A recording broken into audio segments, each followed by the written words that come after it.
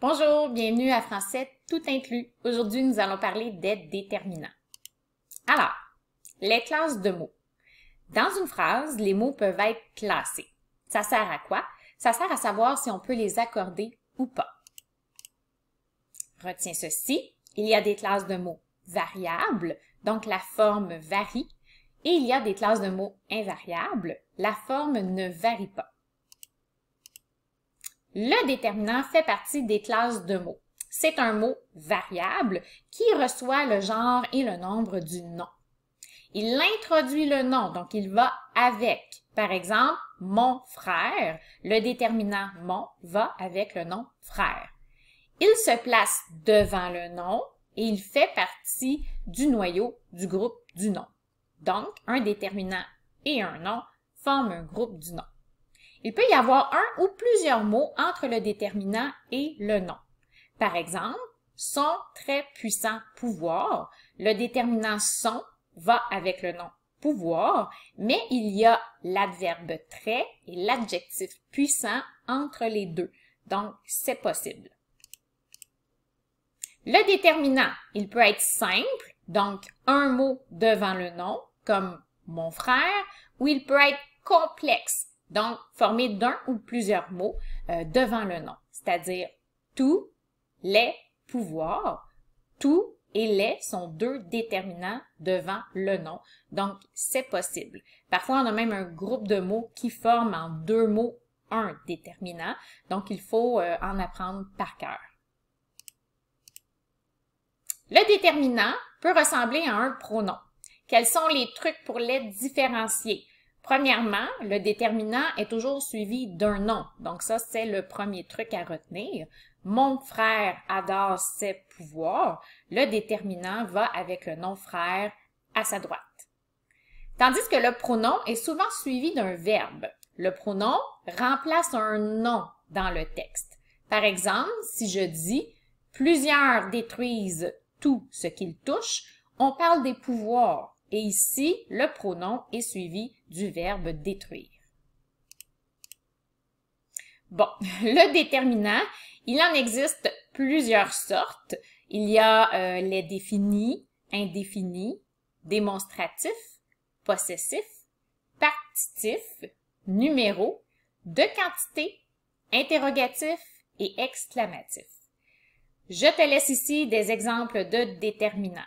C'est certain que si tu as de la difficulté à identifier des déterminants dans ton texte, il faut que tu en apprennes par cœur un paquet.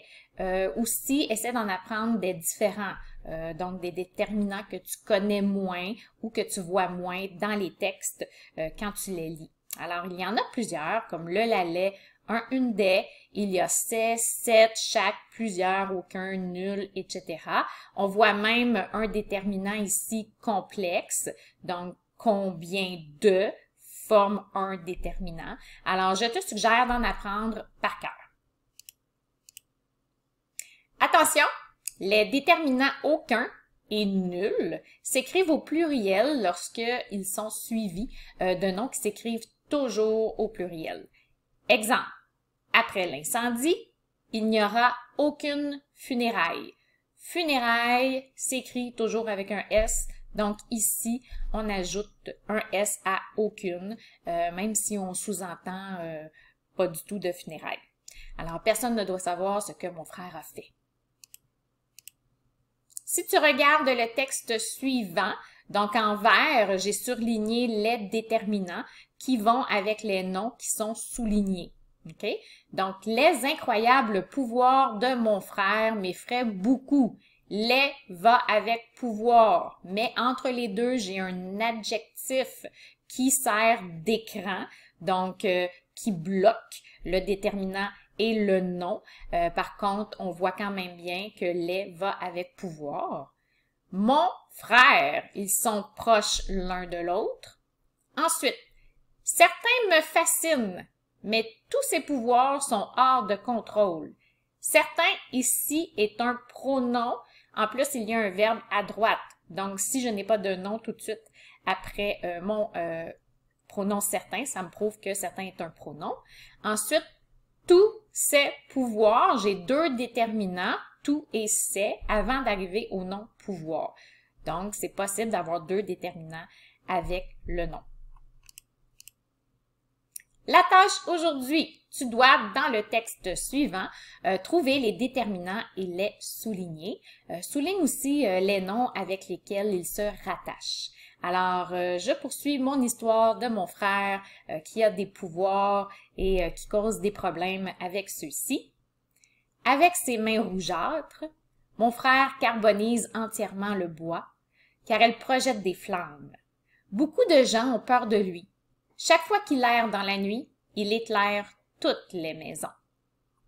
Alors, si tu as aimé la vidéo, aime-la. Sinon, tu peux te rendre sur mon blog Français tout inclus et on se voit bientôt pour une autre vidéo. Merci!